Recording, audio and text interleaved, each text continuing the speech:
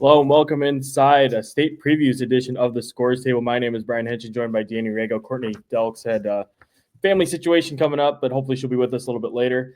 Danny, it's the final week of the season. I know you're pumped. I'm pretty pumped as well. No, I'm really excited, and I think it's a great group. I've been watching a lot of games, a lot of film, and I kind of said it to you off air leading in. Like, I like these teams.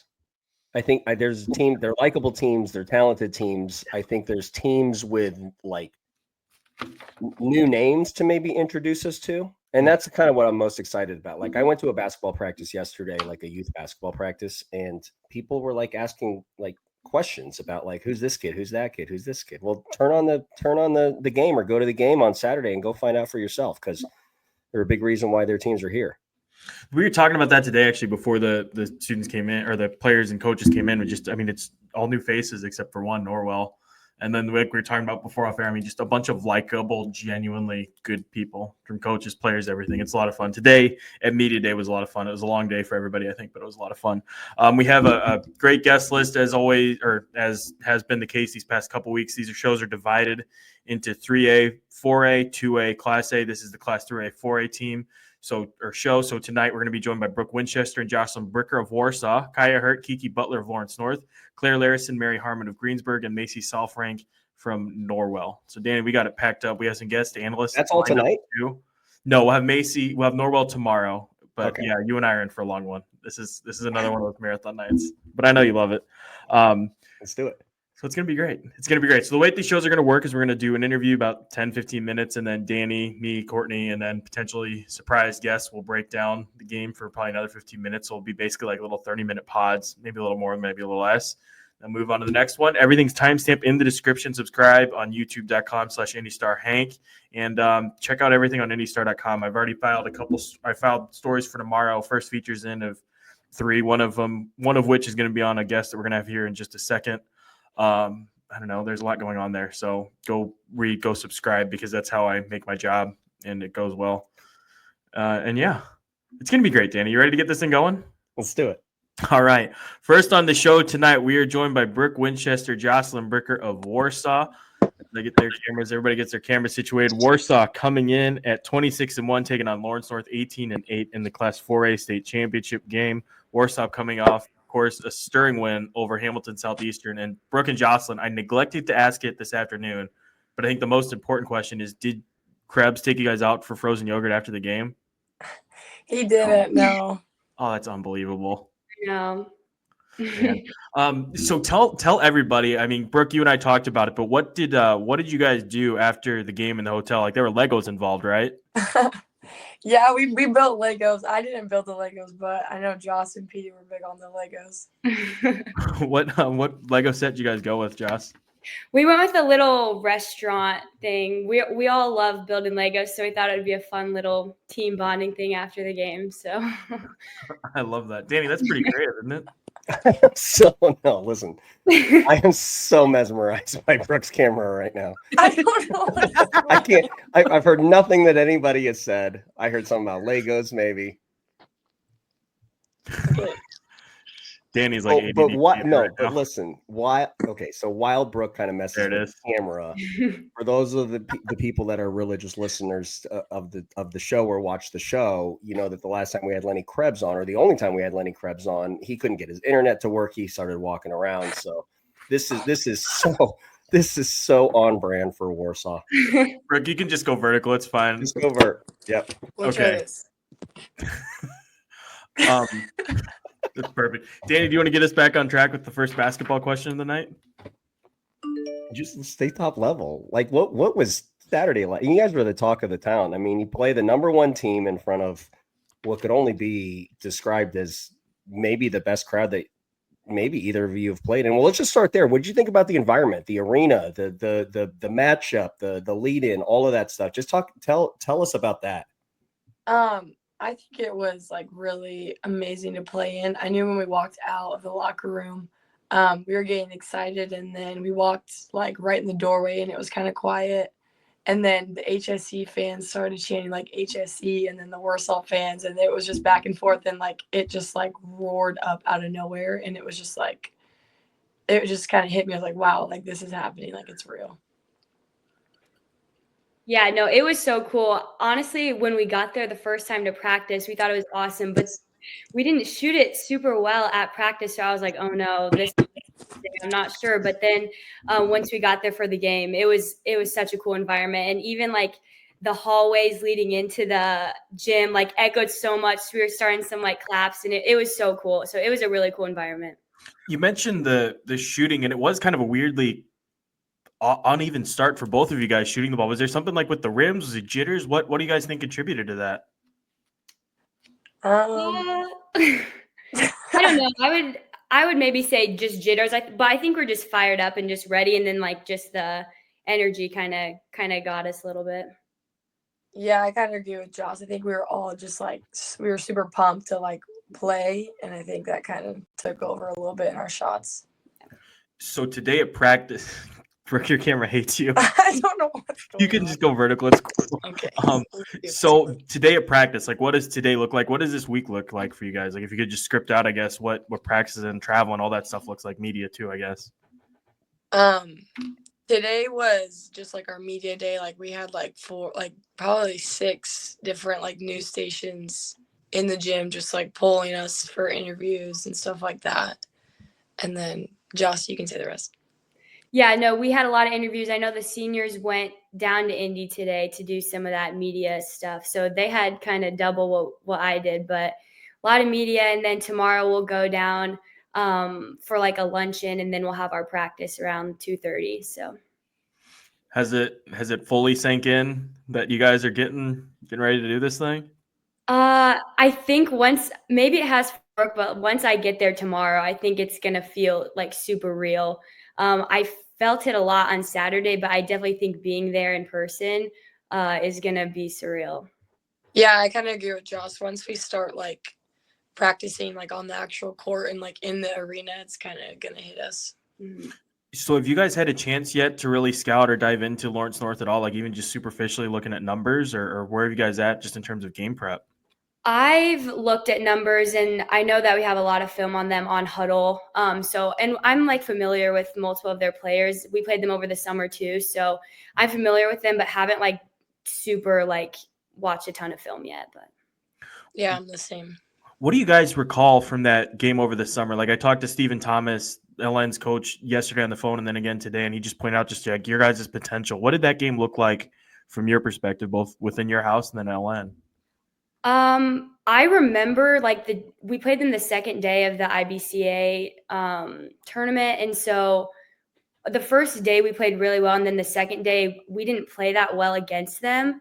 But it was still a competitive game, but I don't think that we played our best. So I'm definitely kind of looking at it as kind of a revenge type game because we've already played them, so just trying to beat them this time. So yeah, it kind of goes along with Josh. I think it was like a 8 or 9 o'clock in the morning game, coming off 2 games the first day, and I just don't think we like came prepared as we should have been. So yeah, definitely a revenge game. Do you guys as players, do you take much from those summer games, or is it just kind of like throw it at the wall, see what works, and just kind of figure things out like that, and you don't put too much stock in results and whatnot? Yeah, I would say not too much stock in results, but also like we played pretty well against like Lawrence Central that day too. So like it does give you confidence, like looking back.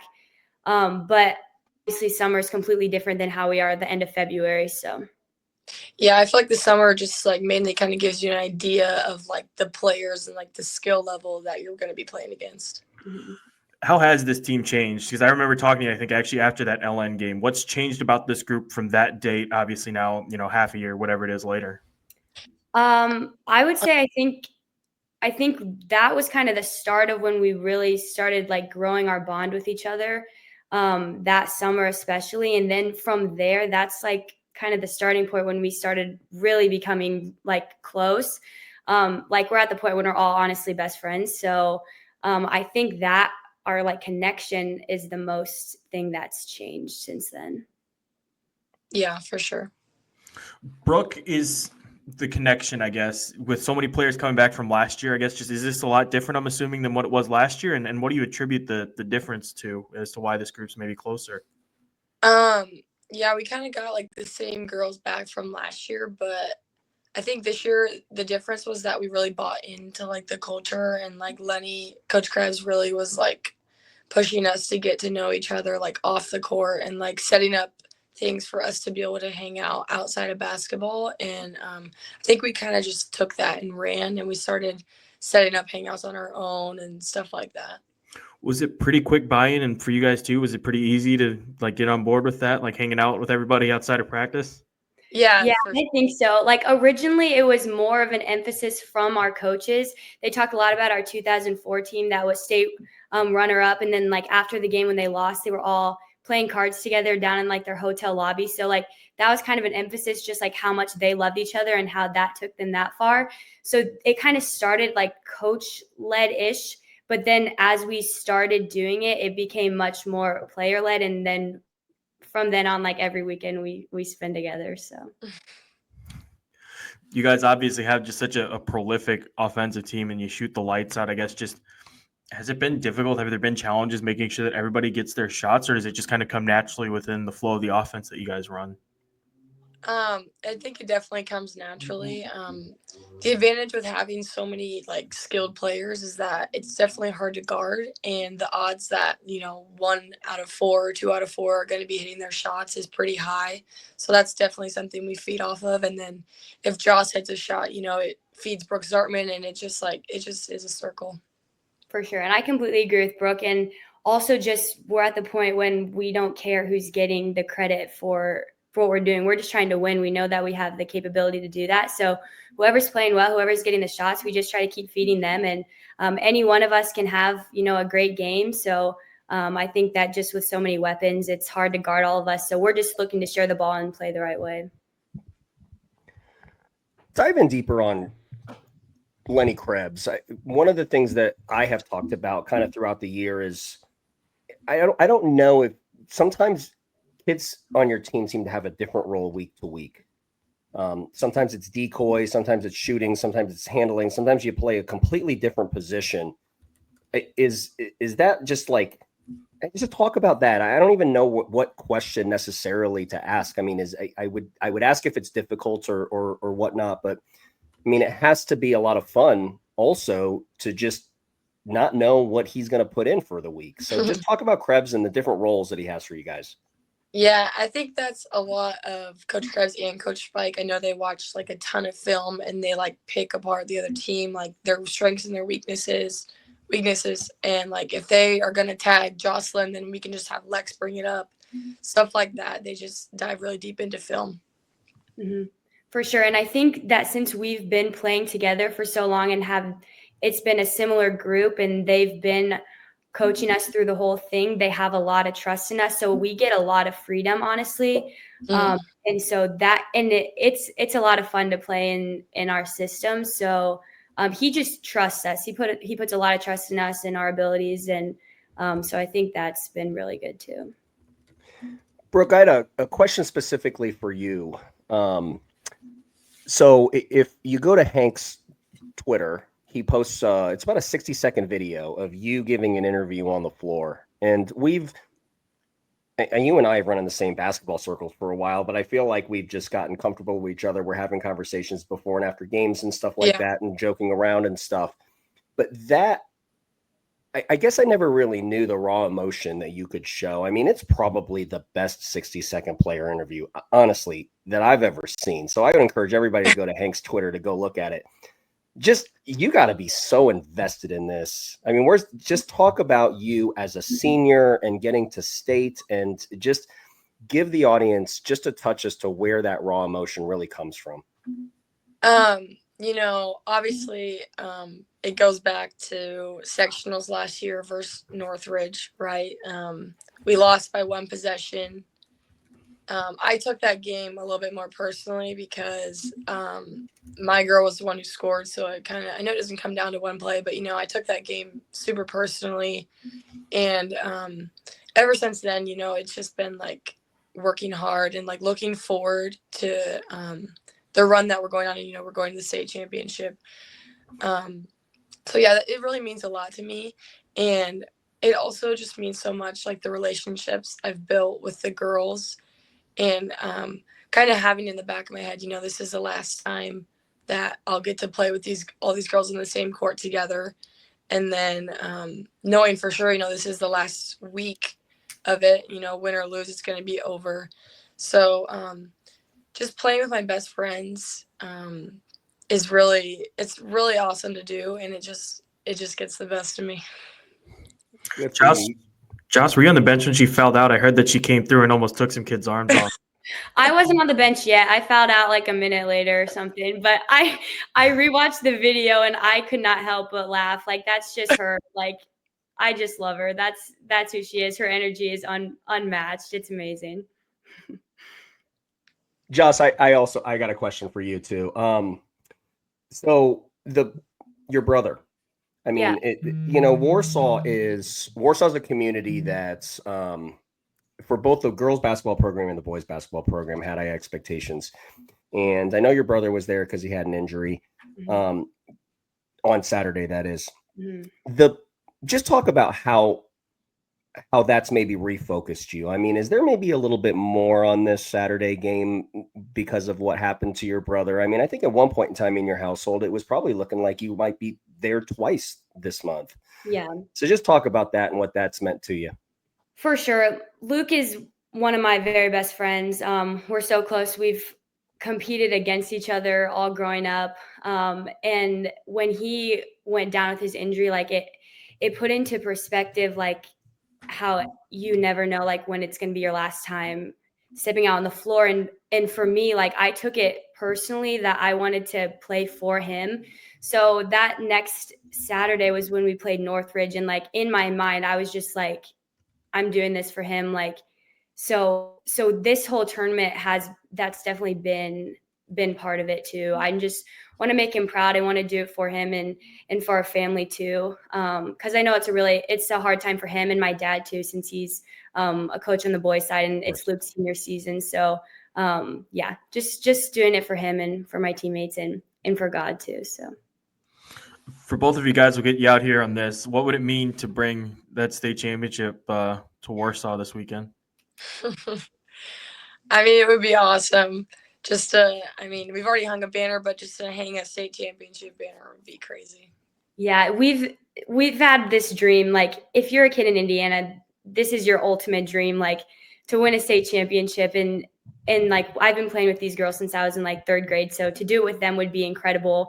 And it's the 50th, like, Warsaw won the first ever IHSAA girls tournament. And so to win it this year would be just a full circle and surreal moment. So fantastic. Well, thank you both so much for hopping on with us. Best of luck this week, and we'll talk Saturday. Thank you so much. Appreciate you guys. Thanks, guys. Brooke, Winchester, Joslyn, Bricker of Warsaw joining us here on the scorers table. Danny, I'll let you start off our little 10-minute discussion. Yeah, this one is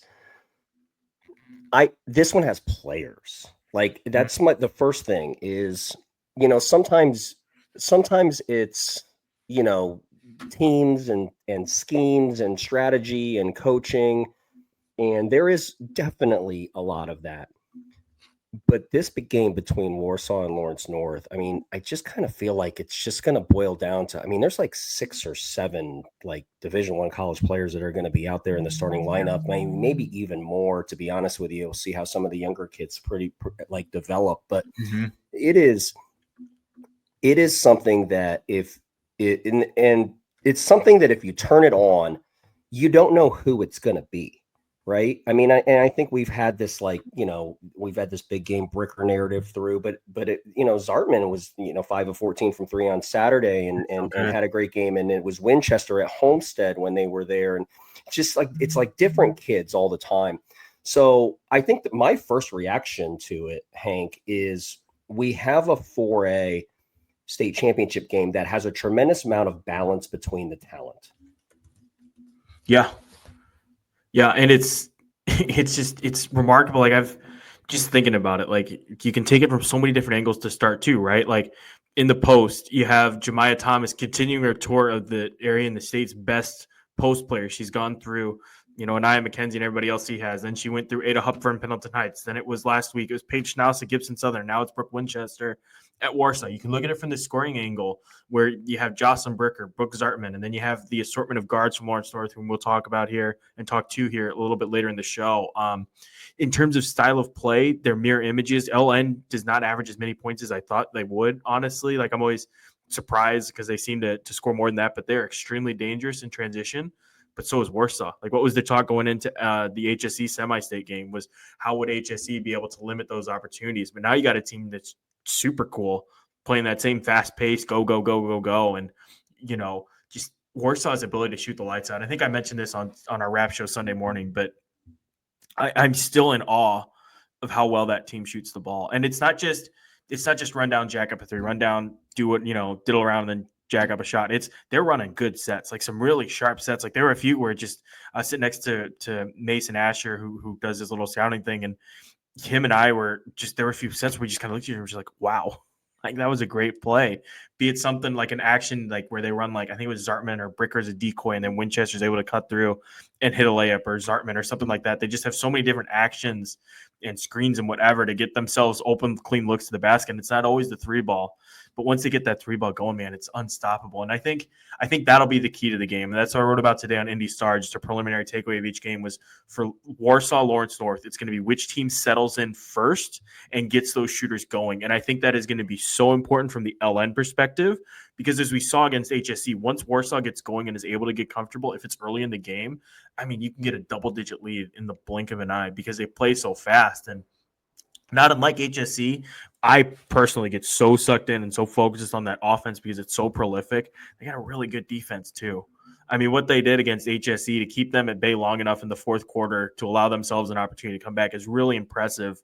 And for me personally, was kind of easy to overlook just because they shoot the ball so well. I mean, they're the team that when they miss a 3-pointer or a shot, it's like, oh, that doesn't seem right. Why did that happen? But defensively, they're a really good team too, and they, can turn teams over at a high rate. And I'm really excited for that nightcap Saturday. Yeah, definitely.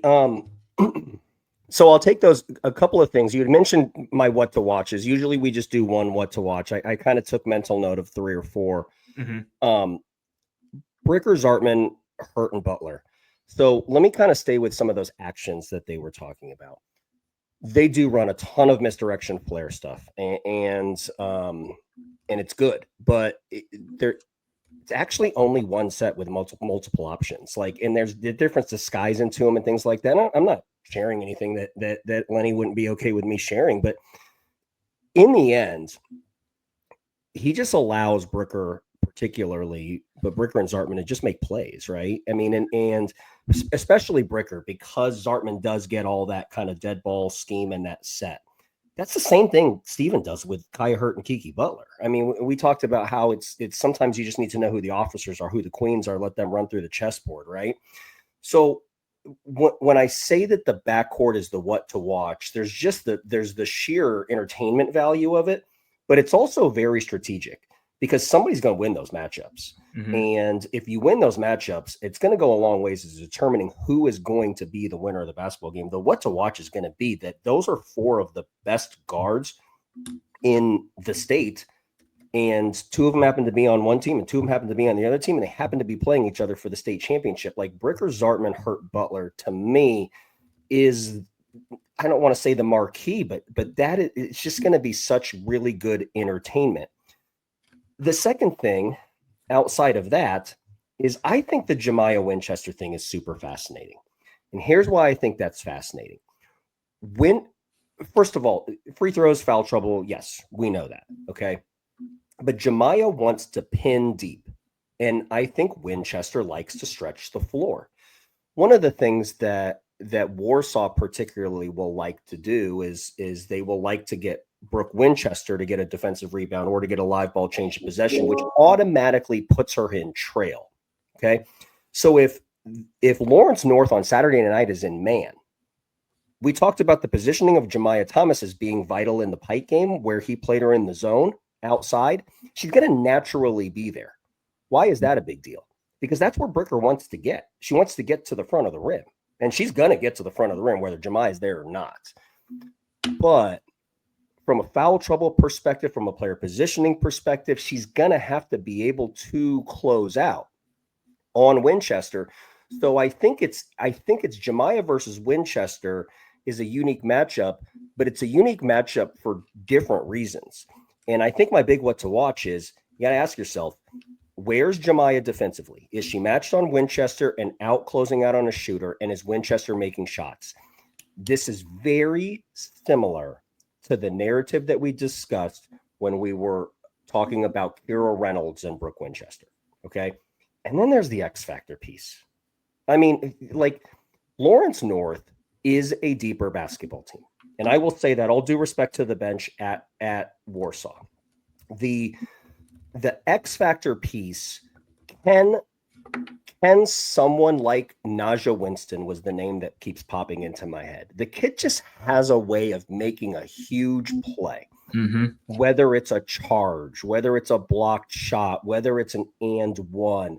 And when Naja Winston makes a play, it is a huge emotional lift to the Lawrence Central basketball team. Lawrence North basketball team. So the X factor on Warsaw's side, to me, is Abby Peterson. And if you followed Warsaw this year, the first reaction might be like, that's not an X factor, Danny. She's going to be a big part of Saturday. Well, I know, but her name isn't Brooke Winchester or Joslyn Bricker or Brooke Zartman, okay? But Abby Peterson is shooting over 50% from three this year. And there's going to be a lot of people that are just listening to us talk about this stuff for the first time. There was a game that Warsaw played against Carroll, Fort Wayne Carroll, earlier in the year. They ran a triangle into. That was a good basketball team, double-digit wins. They gave them everything they wanted. But Fort Wayne Carroll in that game, Hank, if you remember, they played a triangle in two. They immediately came in with Peterson off the bench. They ran Joslyn Bricker to the corner to hold that two defender.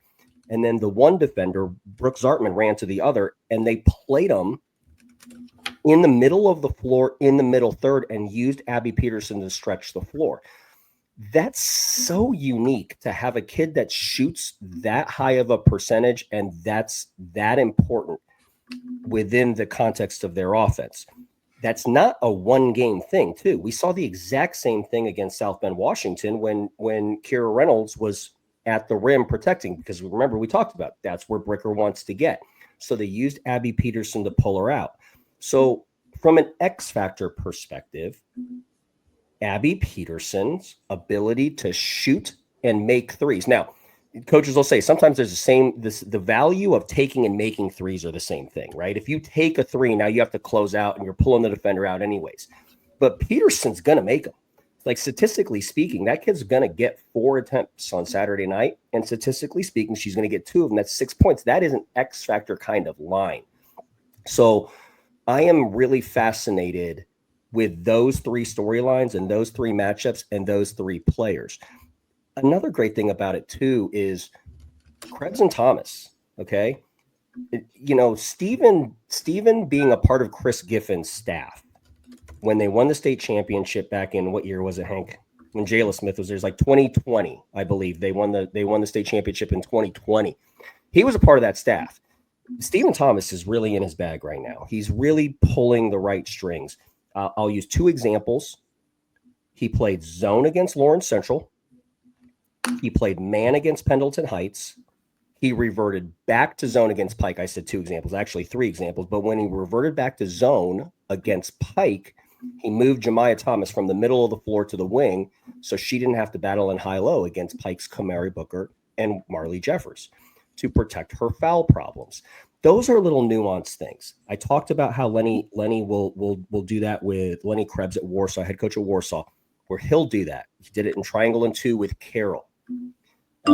Another thing that he did, and we didn't mention Alexis Neely, by the way. Neely was instrumental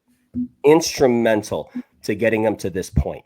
That's a position change, by the way. When we first saw Warsaw play Lawrence Central, I did get that right. It wasn't Lawrence North. It was Lawrence Central at Hamilton Southeastern in the Charlie Hughes event. Alexis Neely had not yet been converted to point guard. So Alexis Neely being able to handle the basketball, making a full conversion to the point guard spot is unique. In June, when they played, she was kind of the slasher forward kind of person. That's where she played last year. So he will do these things from a player positioning perspective and things like that. That's another thing to look out for too, right? When Brooker was in foul trouble, when Keke Holman was providing a lot of ball pressure for Neely, he moved Zartman to 1. There's all of these little, just these little details and these little things that Coach Stephen Thomas and Lenny Krebs will both do. Be on the lookout for those things. And the clue is this, okay? Just look at where the players are positioned in the first quarter and then look at where they're positioned in the third quarter. And if it's different, something happened from an adjustment perspective along the way. But having just talked for just 5 straight minutes and just vomiting all over this microphone, I can tell you that this game has all of the makings from a strategy perspective, from a star perspective, and everything that has it so compelling, and I cannot wait to watch it on Saturday. All right, Danny, we went from Warsaw. Now we're going to go over to Lawrence North, the other side of that Class 4A state championship. We're joined now by Keke, Butler, Kai Hurt of Lawrence North as the Wildcats prepare to take on Warsaw down at Gainbridge Fieldhouse. Guys, how you doing? Good, pretty good. Long time no talk. Kaya, how many of those interviews did you have to do today? A lot, actually. And those seem like your favorite thing in the world, right? No, it's not. So I got to LN last, and poor Kaya looked like she was about ready to just curl into a ball and just call it a day by that point. So for both of you guys, let's start with the Pike game and just, the dramatic finish there. How did you guys pull that thing out? Keke, why don't you start us? Well, really, we stayed together. We trusted each other. We didn't blame one another. We just fought through it together. Like, we knew we worked for this all season, so we pretty much just stuck it out. Kai, as a senior, how do you keep everybody kind of on track and steady through such a high-pressure moment? How do you keep yourself steady in such a high-pressure moment? I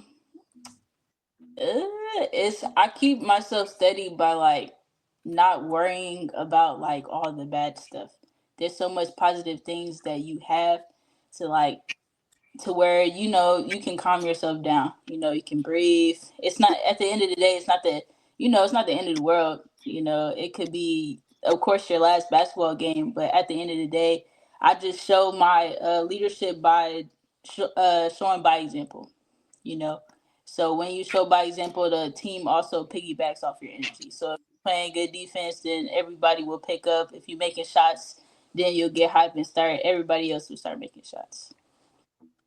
Congratulations, girls. I'm really excited that you're here. I'm also really excited to see you guys play on such a big stage on Saturday. You guys have really earned it.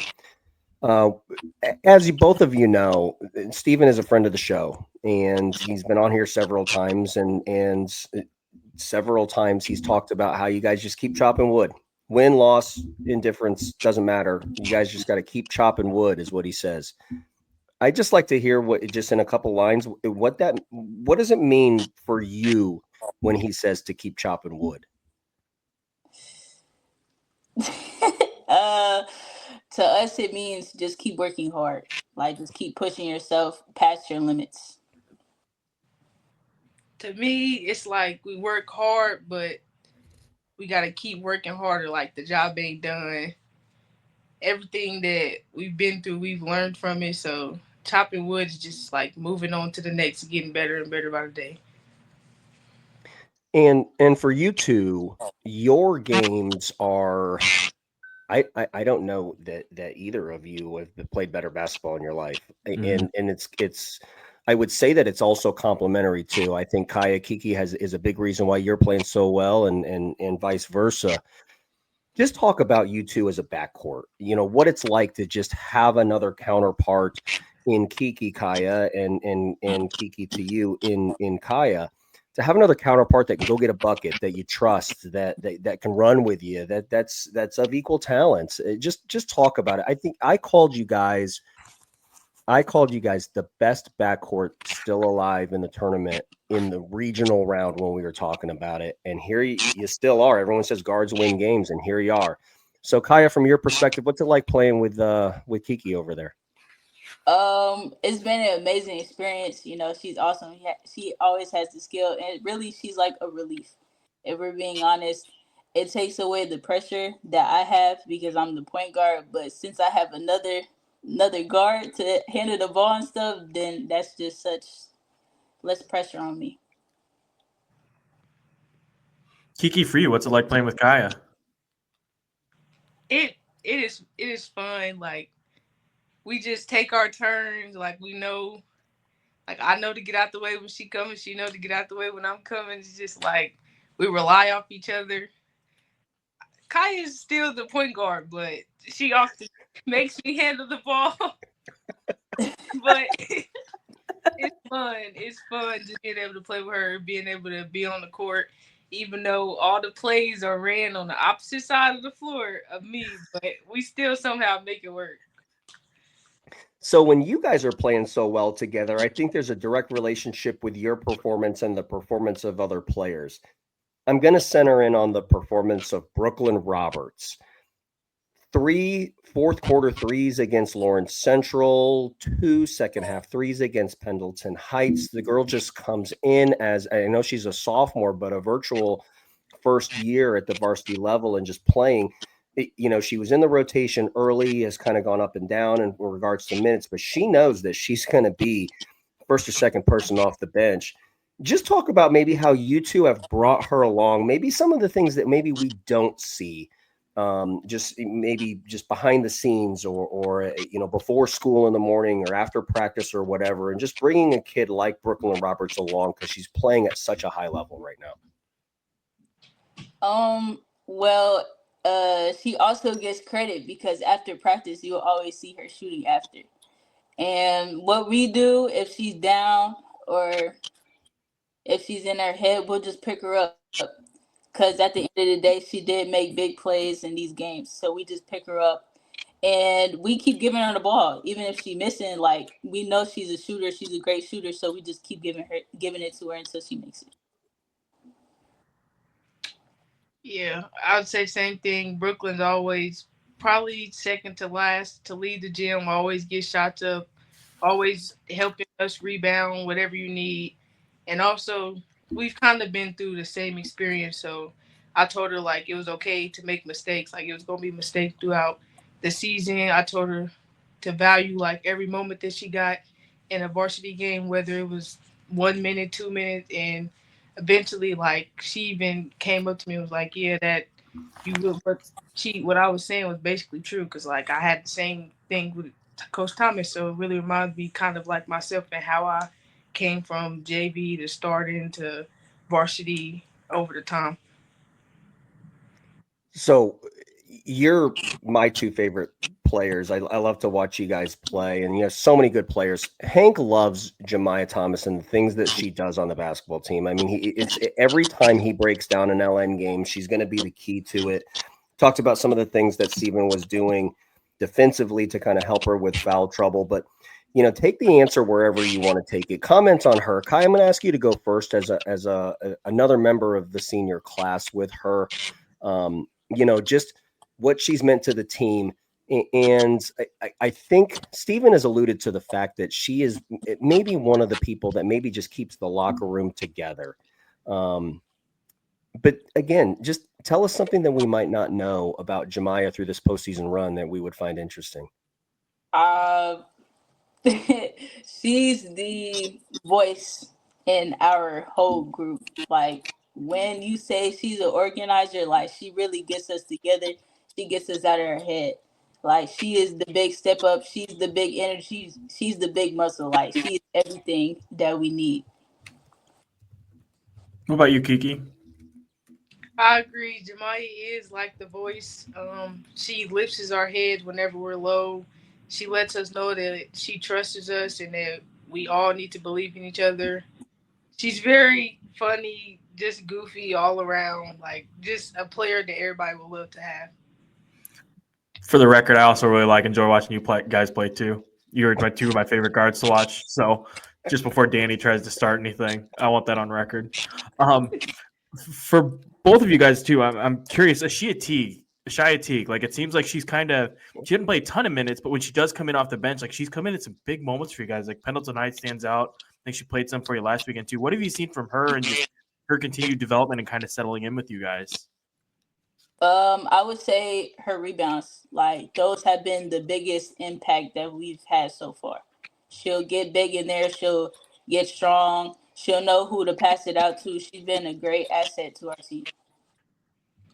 I agree. She gets a lot of rebounds. Lately, she has been drawing a lot of charges. So, that's something that she does, the little things, the things that people don't think matter, but it does when you're in close game and tight situations. She does a lot, even if it's not scoring the ball or anything else. She's just a player that does the right things, like the little stuff.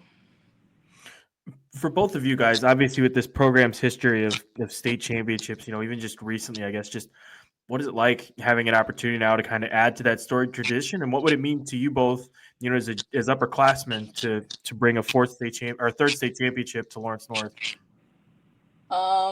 It's been a blessing, a great opportunity, and it would be the best thing ever if we brought a state championship to this team. Not only to prove it to everybody else, but also to prove it as ourselves, because we're making a dream a reality. I agree. It'll be one of the best things ever.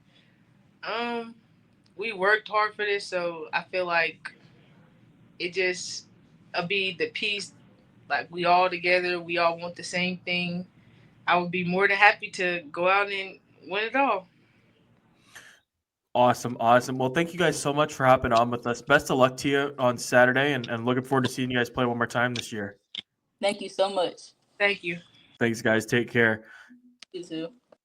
Kai Hurt, Keke, Butler joining us here on the scores table as they prepare to take on Warsaw. Danny, we got about 15 minutes here. I'll let you start the discussions. So they corroborated our thoughts, right? Which was your turn, my turn, your turn, my turn, your turn, my turn. Like, that's got to be relentless to have to do that. We talked about how Keith Hollins adjusted by taking Kamari Booker and stationing her on the logo in the middle of the paint to provide a second level of defense and help to keep them out of the paint. I think the first most interesting thing is going to be how does their zone, their being Warsaw's zone, how does that protect the paint out of dribble penetration? Because these kids are skilled enough to be able to break some of that stuff down off the bounce. Generally, it's like, you penetrate gaps and then you move out of it. Because it's so wide in certain areas, I do think that there might be a level of success that Kaya and Keke could have off the bounce. That's my first thought. My second thought with those two kids, particularly before we get into the rest of this, is they've shot the ball well through this tournament, I think, for the most part. Okay. And when they don't make shots, I don't think it's a mechanics thing. I don't think it's a talent thing. I think it's sometimes a shot selection thing sometimes. But when you're asked to score at volume for your team, that's just part of the deal. So I do think that they need to continue to get high volume, but the open ones they've got to make. And through this tournament run, Hank, Keke and Kai they're just making shots, man, aren't they? They're just putting the ball on the net from wherever they have to do it from the 3-point line, at the line, or whatever. And just talking to those two kids, I'm just like, oh my, like you got to guard those two. Like, Yeah. get it, man. Watching him too, like that Pendleton Heights game, watching it from above the LN hoop in the second half when they went on that run to come back in that game. I mean, it was just like one haymaker after another, and they'd hit you in like similar ways, but with two different players, and it's just nonstop.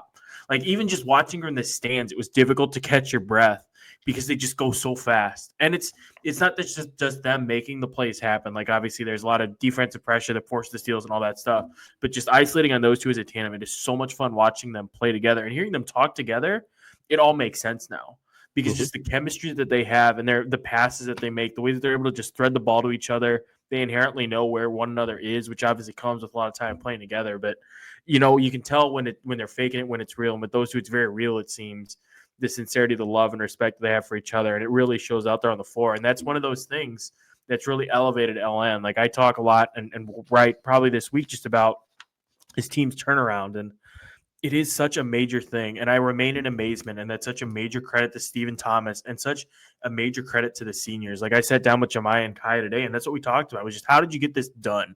How did you get this group to buy back in? And they talked about having hard conversations and doing things that seniors have to do. And it's amazing how much different this team looks. And getting back to the point, just at the center are those two guards. And they really are. Like they might be the best the best tandem left in all classes, which is saying something when you look at some of the other names there. But just looking at the numbers though today, like those two at the guard position is insane. And then you supplement that with what Ellen has off the bench, elsewhere in the lineup. You mentioned Naja Winston, like that kid's a lockdown defender. And if you can get her going offensively, like holy smokes, like it's such a well-rounded team. And now that the mental component's there, we're kind of seeing in full form what I personally expected to see at the beginning of the year. They're really meeting those expectations at just the right time. That's right. And another thing too, and they're going to have big tasks on the defensive side. I mean, I don't know if those are the two kids that are going to match if they do in fact play man. I don't know if those are the two kids that are going to match on Bricker and Zartman. But sometimes one of the best ways to make somebody ineffective on the defensive side or on their offensive side, on Warsaw's offensive side, isn't to come up with a great defensive plan. It's to attack them when they are on defense. Mm-hmm. And so now Bricker and Zartman can't be singularly focused on, hey, I got to make sure my feet are set on this flare action, or I got to read this switch and then attack it in Bricker's case or whatever. Now you have to worry about keeping these kids out of the paint too. So when you're engaged on both sides, I do think it can be a challenge to maintain a high level of play for 32 minutes and 65, 70 possessions. Mm-hmm. That would be my next comment is 65, 70 possessions, right? I mean, are we headed Saturday night? Like are Keke and Kaya, particularly those two, are they just gonna lay the accelerator on the ground and just go? Like, are we getting into a 75 possession game? Because if so, it's going to be a track meet. We talked about it. Like South Bend, Washington is going to lean into the pace, and I mean Southeastern didn't lean into the pace. They did for a 16-0 run, but they didn't lean into the pace. South Bend, Washington didn't lean into the pace. I wonder if Lawrence North is going to lean into the pace and say, "Hey, we'll run with you." Lawrence North too, like they feel equipped to do that, right? Like they have the depth, they have the bodies. They're not going to have tired legs. I mean, this feels like the first team that, you know, since I've really been dialed in on Warsaw, that it feels like they're capable and ready to do it. Like HSC, I think, could do it if they wanted to. They just don't because it doesn't fit the system, which is fine. And obviously it was effective. Just, you know, the other team made one extra shot, and that was kind of it. But LN has it, and they're comfortable doing that. Like they're the most dangerous team in transition in the state, right up there with LC. So that's going to be really fascinating. I have a question for you now. What do you do defensively if you're LN? Do you go man? Do you go zone and risk, you know, some of those perimeter shots? What do you do? Yeah, it's a great question, and I feel like I've got a pretty good answer for it, but I don't know if it's going to work against that wagon. I don't think you can play one defense against Warsaw, and the evidence that I will point to is the Carroll game that I talked about earlier, the South Bend, Washington game, they tend to get very comfortable, and they tend to get very comfortable very quickly. So I think Stephen has to play both, because I think they need to put them in a position where when Neely catches that first outlet from Winchester, whether she's getting jammed or not, or in that first change of possession, they've got to look. They've got to make Lenny look. What are they in? Okay. So I think multiple defenses is the play. Okay. Now that's not a Lawrence North flagship, right? Like I got the sense through the postseason run for Lawrence North that this is the game plan. We're going to go all in on the game plan. We are going to identify it, implement it in practice. We're going to master it, and we are going to believe in it, and we're going to execute it on game day. Now you have to do it twice. It will be a big test for those kids in that locker room to be able to fly with it, because if you're running two defenses at half mast, who knows, right? But you bring up a good point. You brought up a good point when we were talking about that Pendleton Heights game, when you were talking about, Hank, like how they kind of switched in the middle of that game. There wasn't a ton of switching per possessions, but they did so in the half, right? I mean, I assume the root of the question was because they had changed against Pendleton Heights. Yeah. So I'm curious. So when you say switch defenses, you mean just even possession to possession, right? Whereas at Pendleton Heights, it was just like a halftime switch. You think like between possessions, like over a stretch, if something's not working or it's getting stale, just switching it up, or even just doing stuff like that to keep them off balance? Look, let me give you an example, okay? Sure. I think there's going to be times in this basketball game where somebody will lean over to Steven and they're going to say, Bricker's comfortable. Bricker's getting to her spots. And I think the answer to that is a change at that point in time. And not the answer, but I think one of the things that Steven might do is change. And so I am talking about it in kind of 3 or 4 possession increments to kind of play. And then when they get comfortable attacking that, then, maybe perhaps switch again. Maybe through all of this, maybe the zone against Lawrence Central, the zone against Pendleton Heights in the first half, and the man against Pendleton Heights in the second half, and then the man again against Pike. Maybe the switching defenses game to game will help them do it within the game. I'm not saying that's what Steven's going to do. I'm not saying that's the only thing to do. I mean, certainly he's the coach of that basketball team, but I just, from a Warsaw perspective, you can't let them get comfortable. I think they're too good. 100%. And now you can allow them to stack, right? I said it's really only one set with different options. We were talking about that at Warsaw, right? Well, now you allow them to stack their sets. So now you can run one, give them one look, and then run the counter the next possession later. So I think it's going to be really interesting to see the cat and mouse between Steven and Warsaw in this game. And that's going to put a lot on Kaya and Keke and the rest of them. But you asked me the question, how would I guard them? The answer is I don't know, but I think I would give them 2. A couple other players that I wanted to mention too that could factor in there. They obviously talked about IHSAA Teague. I mean, she's, she didn't really pop up early in the year, but as the year progressed, then down the stretch here in the postseason, foul trouble being what it is, she comes in, plays some valuable minutes. Kind of not the complete opposite, but somebody who did pop in the middle of the season when LN was going on that huge run in the middle of the year, and even against like a team like Noblesville, Clea Bentley, the kid pops open in the corner, hits down a couple shots. One of those kids where the 6 points, whatever point she puts in a game, may not pop out, but it's like she's the one who kind of gets things initiated, or got things initiated at least during that run with like a shot from the corner or something like that, because everybody's so worried about all those guards. So I'm really curious to see how those 2 kids specifically factor into the game. You mentioned Naja Winston, her 2, obviously, but those are a couple under the radar names I think that people should be keeping an eye on as well. The other thing that those 2 kids can do is they can stretch the floor defensively. So I'll throw a third thing out there too. A lot of teams aren't pressing Warsaw, and they're not pressing Warsaw because you're essentially letting Brooke run wild behind your zone, and that's a very dangerous thing to do. So if you do stay in man, or you need a closeout, we talked about how when in the zone, Jemiah Thomas was playing the outside and the bottom. Mm-hmm. That's a lot to ask for her to close on corner 3, not just to Zartman, but also to Bricker, also to Neely, also to Peterson, also to Winchester. Like all of those kids shoot the 3, particularly the corner 3 off of catch and release really, really well. I say that because IHSAA Teague and Naja Winston have the athleticism to be able to close out. If this does turn into a track meet too, you want to run with a Shia Teague, Najee Winston? Like, no thanks, man. So I think their speed and athleticism, their gates in the open floor, I think is going to be key in the basketball game too. At least something to watch. And it's post depth too. So if Jemiah does get in foul trouble, it's not going to be like, oh, it's, they're done, they're hosed. I mean, somebody said something about their depth. Like, it might have even been you, Hank. It's probably me. Yeah, they're deep. They are deep. They are deep, and they played like they played Jada Wheat in the Pendleton Heights game when I think it was Kaya Hurt got in foul trouble. So she's got experience in the postseason too. I mean, who knows who Stephen's going to turn around and grab. But interesting call, and I omitted Brooklyn Roberts' name when we were talking about it after the Warsaw interview, but I think that kid's ability too, if Warsaw does decide to sell out on and what I mean by sell out, just give every defensive resource to the ability to stop Keke, Butler, and Kaya Hurt, then somebody's going to have to pick up the offensive production.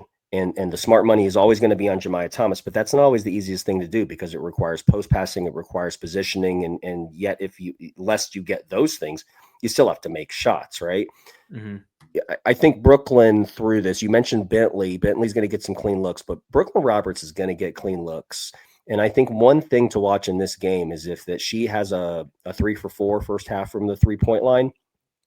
I don't know that wouldn't be one of the first adjustments is to not sell out as much on Butler and Hurt and start to provide some closeout angles on Brooklyn Roberts. That could loosen some things up. So I think her ability or anyone's ability to make a shot, not named Butler or Hurt, in the first half of the Lawrence North Warsaw game, I think is going to be critical. All right, Danny, we've previewed Class 4A, so now we're going to go ahead and move on to Class 3A, where Norwell 22-6 taking on Greensburg 27-0. Greensburg looking to become the first undefeated 3A state champion in state history. We are joined. I know I throw that in for Simpson.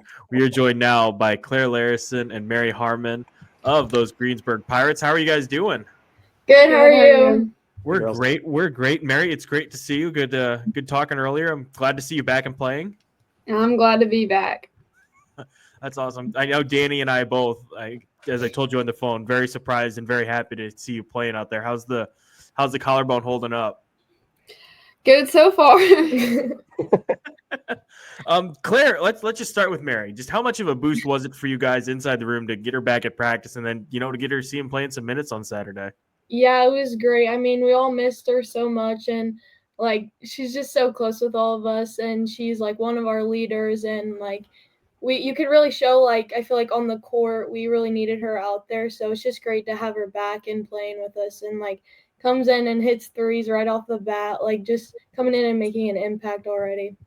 Were you kind of freaking out a little bit when she started shooting around during practice before being cleared? Yes, it was crazy to see. I was it was really fast recovery.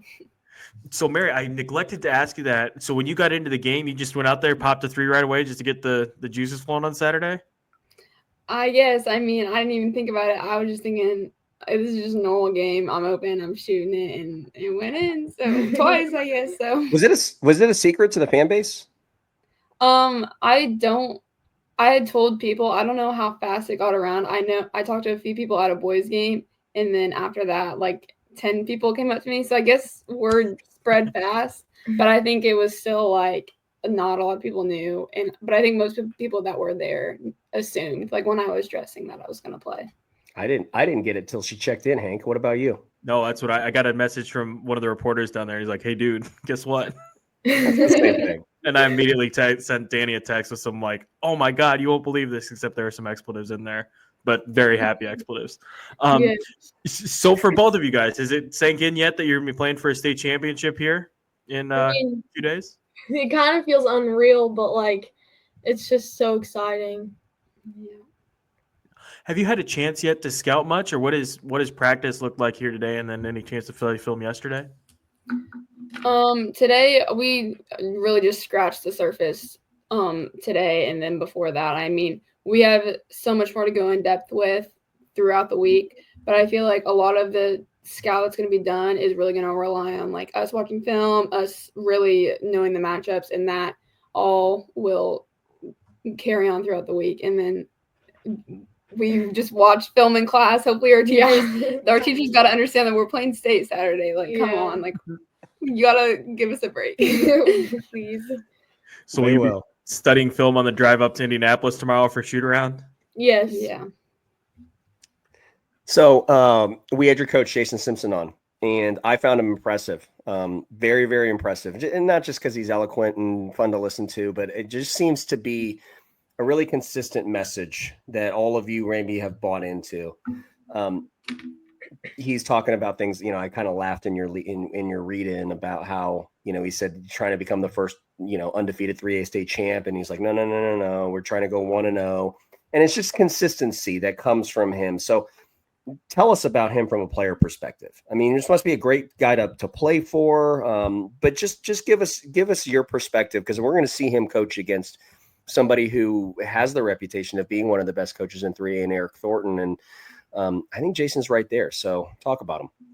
Yeah, so he's really a great coach. Like, he tells us what we need to do, where we need to be. Like, he's always there for us. He's telling us like what we need help for, what we need to fix. So I think overall, like, we really respect him for all of that, just because he knows his stuff really well.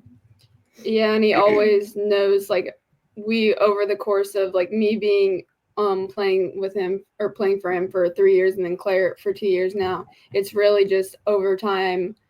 Like, I feel like our team is always like, we know what we're doing. We have our own way of doing things, but he's really shown us that through the scout, like, he knows what he's talking about. Yeah. And that if we trust him and trust what he says to do in the game and stuff, we're going to be in the right position to win.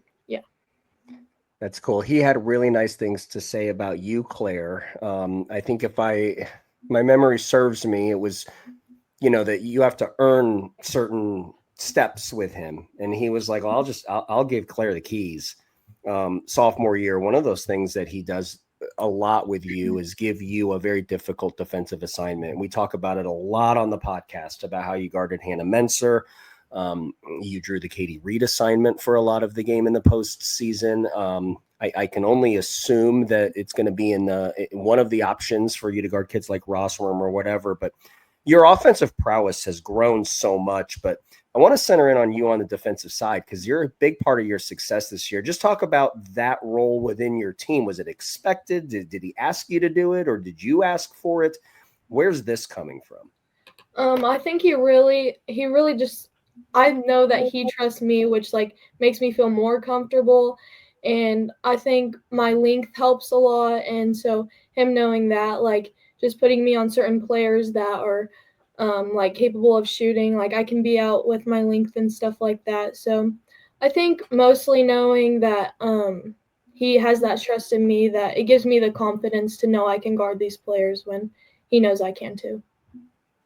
It's really cool. Mary, you guys have such balance. I mean, of course, on the offensive side, Claire's having a great year. Leah's obviously there, but there are a lot of times where Miley will have a team high, or Allie will hit 3 or 4 threes, or yourself will just talk about the balance and just getting to play in a unit on a team that has such balance. You might not know whose night it's going to be. You want to talk about some of your individual teammates, great. You want to talk about your role within that, great. But you guys just have so much balance and so many weapons.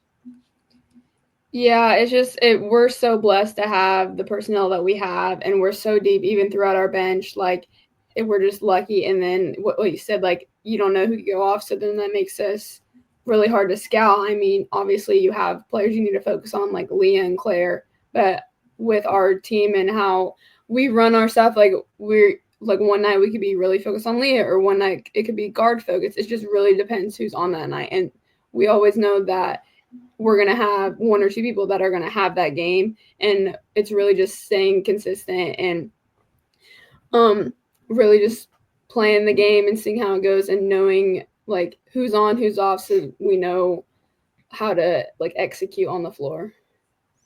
So Hank is going to ask, probably Norwell specific questions and your run to state, but I want to take one step back before we take 2 forward here. Maddie's 46. Contextualize that from the Greensburg perspective. And if you want to defend yourself, I mean, if the game plan was, hey, go out and get 46, we're going to shut everybody else down, let us know. But I mean, has anybody gotten 46? I mean, I can't imagine anybody's getting 46 on you. What was that like to be in that game? I mean, after the game in the locker room, Jason was like, I mean, I've never had anyone score 46 on my team, so it's a little like, oh.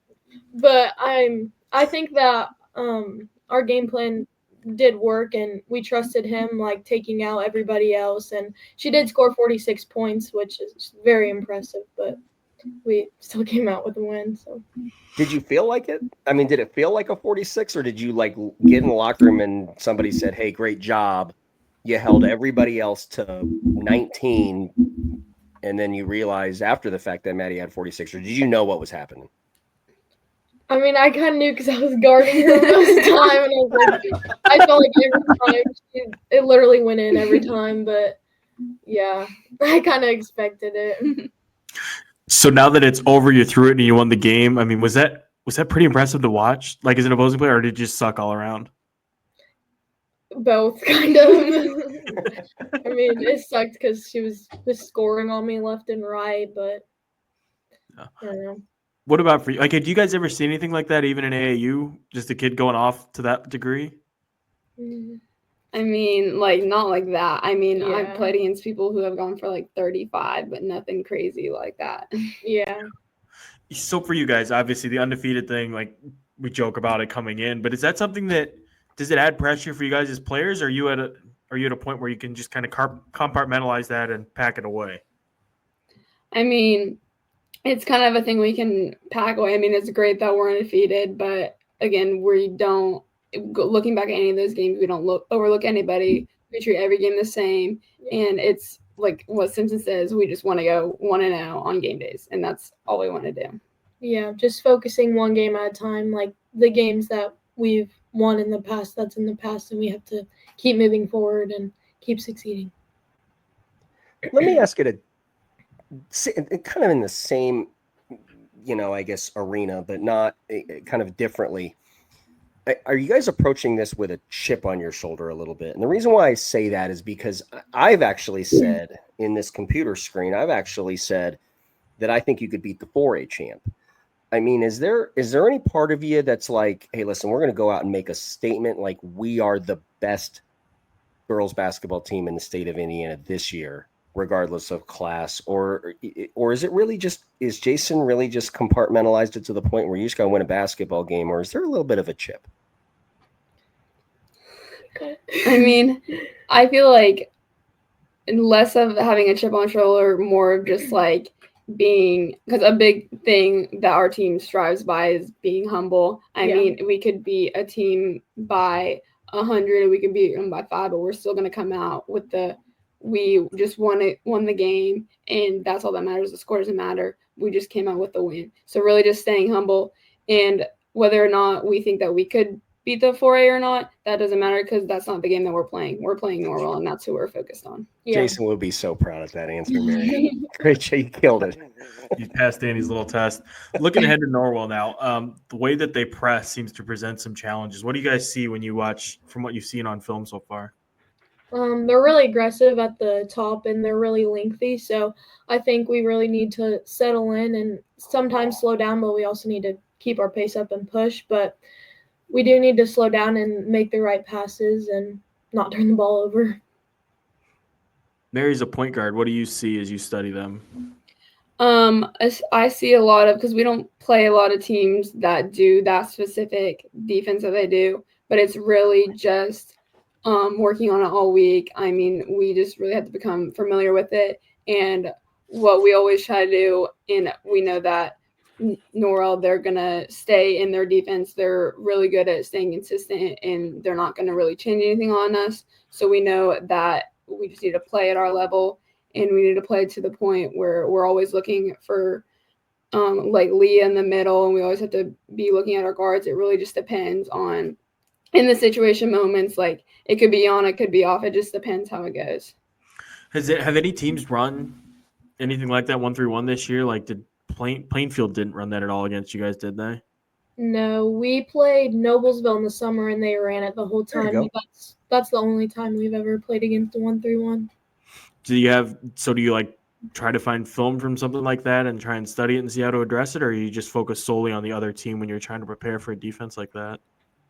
I think both. Like, we need to focus on how we handled it in the summer so we can use that against whenever we play them Saturday. Yeah, and Simpson at practice today, he was saying how he was watching their game against Columbia City, and he was saying that this isn't going to be the most in-depth that I'm going to go into film, but he was like, he could pinpoint things where it's like, we can't do that, we can't do that. Mhm. We just really have to focus on those things and focus on learning from the mistakes of other teams and hoping to break through that. For you guys, the opportunity now, first state championship, and this would be the first state championship in Greensburg history, right? Yes. Yeah. How long for you guys has this been the dream to win a state championship, and what would it mean for you to get that job done on Saturday? I think ever since, well, when my freshman year, I feel like we all kind of felt like we definitely could do this. Like this year or even last year, we were confident in that. But yeah, I would say we've been having it on our minds for a while, and it's like finally here, and it's amazing. And people, when Claire wasn't at Greensburg yet, but when people would think about like when we were in like 6th and 7th grade and like me and Allie were, and then Emma, Miley, and Leah, everyone was saying this team is going to be something special. Like you don't see it now, but it's going to happen. And just seeing that now we're going to state, it's just crazy that it could be predicted like that, and crazy that how much our hard work has paid off, and how showing that we really deserve this and we're going to do best with the opportunity that we're have. I'd be remiss too if I didn't ask about the seniors. Coach just talks about the leadership they have. Leah obviously is a big name, but if you guys just brag on your seniors a little bit and what they've meant for you guys in your careers and what it's like getting to play alongside those kids. Yeah, we look up to them so much. I mean, they're great leaders. They're so sweet. They're always there for you on and off the court. Like, they're always going to be there for you when you need to pick up on the court. And, yeah, like, we couldn't ask for any other better seniors than them. They're just so great. Awesome. Well, thank you guys so much for joining us. Best of luck to you guys on Saturday, and I suppose I'll be seeing you tomorrow up at Gamebridge again. Yeah, Yeah, thank you so much. Take care. Good luck. Claire Larrison, Mary Harmon of Greensburg joining us. Danny, I'll let you start the post-interview conversation. So I think from a Greensburg perspective, it's first going to be the Rossworm assignment. Mm-hmm. Okay, so Larrison is coming off of guarding Shirley, and she kind of joked about how she had some frustrations in that basketball game. Mentor and Reed, and I always just, you guys get it. She guards the best player on the other team, regardless of position. So I would assume that Larrison is at least going to get a portion of the Rossworm assignment. And that is, the best player on the other basketball team that's in state, your opponent, it typically, because they're in state, is playing at a really high level. Vanessa Rossworm is no exception to that. She was really good. And in the Columbia City game, she was also good in like big spots. We mentioned how she hit a 3 at the end of the first quarter, end of the 3 at the third quarter. So Larrison, if she does in fact draw that assignment, is going to have to be engaged from every time, every second of that clock that the ball's in play. But isn't that a fascinating matchup? Like Claire Larrison on Vanessa Rossworm, and I also feel like Rossworm is a kid too who also I think Rossworm wants it too. Like, I think Rossworm probably hears those comments and is like, I'm going to go out and get 47. Like, but no, what do you make of that one? If we do in fact see Larrison on Rossworm. Oh, that's going to be so good. I kind of wonder if they'd almost neutralize each other, and then this game comes down to Leah West and maybe like a Macie Saalfrank. Yeah, I think the X factor piece, I think, is really big. Second, what to watch from a Greensburg perspective, and your question was the same thought that was dancing in my head at the same time in the interview, which is what experience do you have against the 1-3-1? Mm-hmm. And so it's interesting that they have some experience against Donna Buckley's, because if there is one that's closest to Eric Thornton's, he even told us that it's Donna Buckley's. And speaking of that, too. Oh, sorry. Go ahead. I'll let you finish. Then I'll pause. No. Right. So we're actually going to be joined by Donna Buckley tomorrow to talk about Norwell's press on the show. Perfect. I don't know why I said tomorrow, but we'll be joined by Donna Buckley here in a few minutes as you're listening to this. Oh, it's tonight. About the press. For us, it's tonight, or for us, it's tomorrow. But for listeners, it's tonight. Hank, the lineup. It's awesome. And then my last is, and I had kind of alluded to in the question, right? You never know who it's going to be. I feel like Larrison and West are easy money.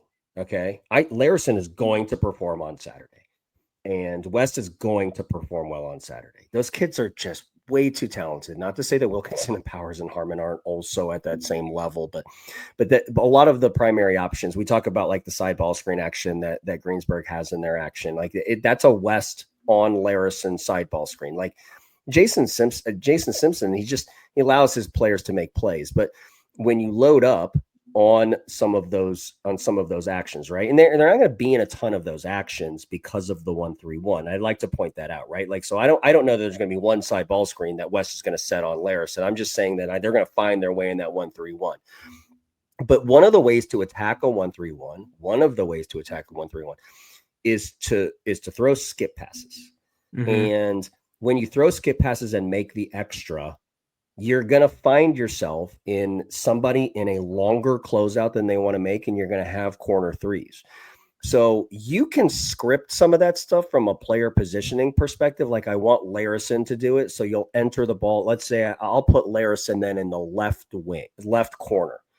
And then you will run all of your action on the right side, throw it to the right corner. Then you throw a diagonal skip, and then you pick on that one defender on the weak side, throw it to Larrison in the corner. Here's my point. That stuff is not, I don't know if Jason's going to get that deep into it. I mean, coaches will talk about how that's what they want to do, but it's not something that is very easy to do. So Wilkinson's going to find herself with some corner threes in this game. And Powers is going to find herself with corner threes in this game. And Mary Harmon, with a clavicle plate on her collarbone, is going to find herself with amazing. It is amazing. Is going to find herself with some opportunities. And it's not just them too. I mean, like Emma McQueen off the bench and even Kaylin Adams, the freshman. So I think the X factor in this game for Greensburg is, can they get somebody cooking? Can they get somebody hot? If they can get somebody cooking, then at that point in time, that's when Jason can start playing around with player positioning a little bit, with playing that person on, putting different defenders in closeout. You can throw diagonal downs on the opposite side from her, start to kind of utilize that.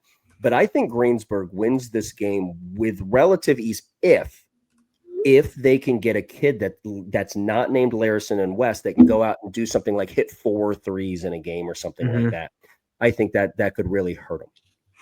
Wanted to play a clip too that we have from the prediction show where we got to talk with Michael Menser of Plainfield, who played assistant coach at Plainfield. They played Greensburg during the season, and then as well Lania Wills at LaPel. They played them over the summer.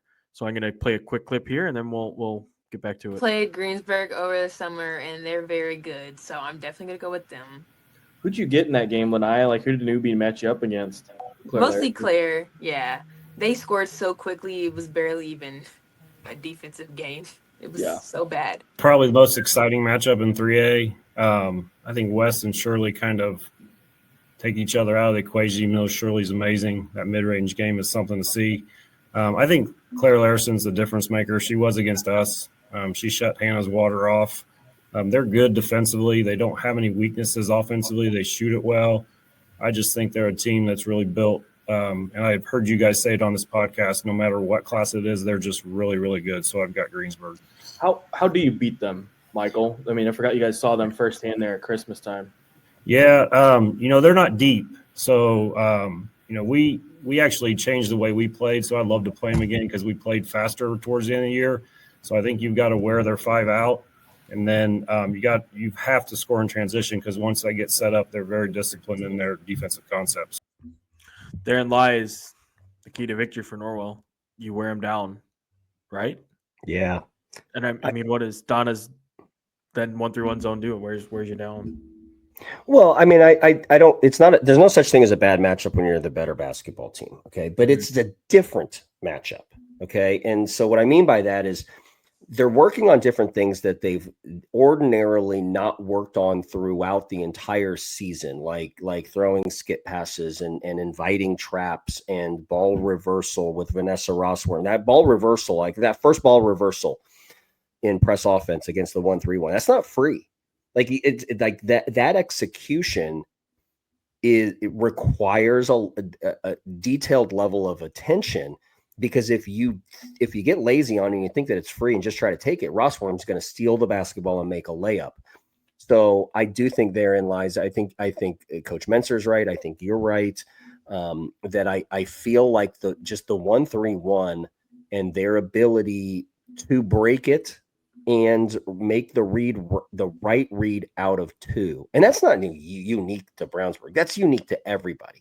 And we'll talk about it when we talk about Norwell, and Donna will tell us as like nobody's zone offense is as good as their man offense.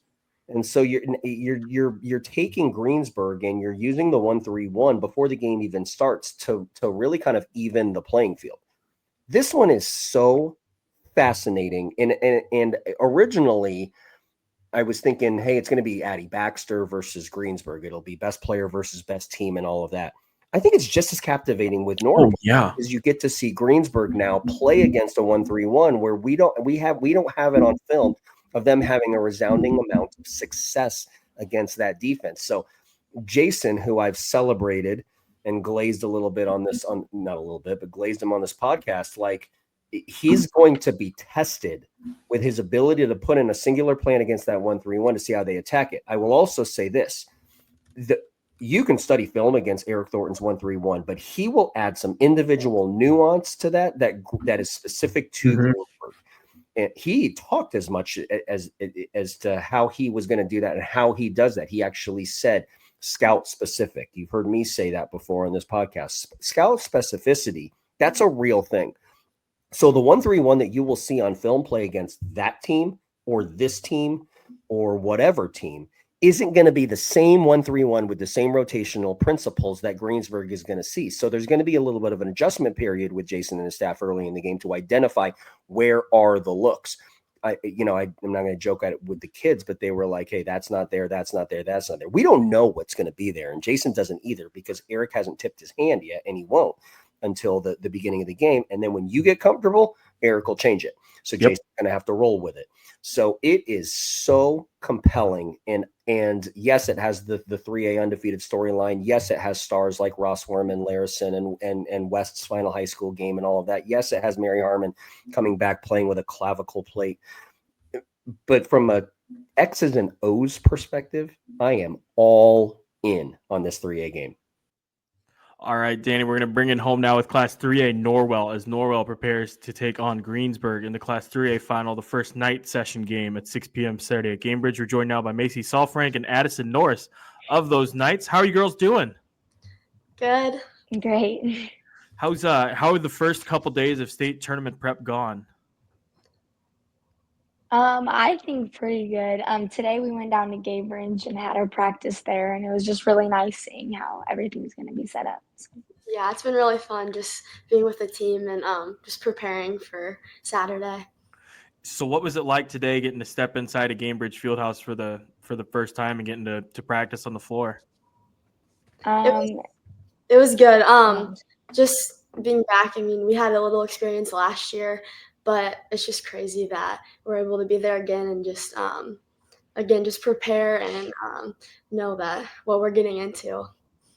Mm-hmm. Yeah, it was fun. I mean, it wasn't different from last year. I mean, we even had the same locker room and everything, but it was great. It was great just to step on the floor.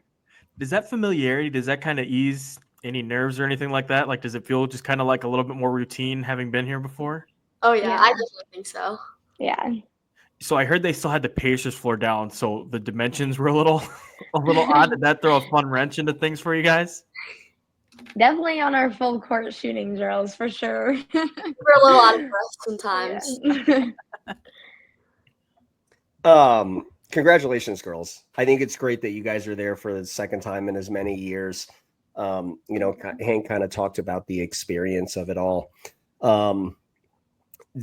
the shooting lines, I think, that certainly is something like that. But in regards to, your roles are different, right? And so when you compare your roles this year to last year's team, just talk about how your roles have maybe evolved since. And then if you want to take it all the way back to last year's state championship team, or state championship runner-up team to this year, you can go ahead and do that. But Macie, just start with where you are with your role, and then Addison next. Okay. Yeah. So last year, I was on JV, but I mean, going throughout the state tournament, we were there every day, putting in just as much work. And I think just going through the preparation and being able to practice against last year's team really helped develop the role that I have now, and just getting the experience and knowing that I did have an important role, whether I was on the floor or not. Yeah, I mean, last year I was on varsity, but still, I was a bench player, so I didn't have much experience as well.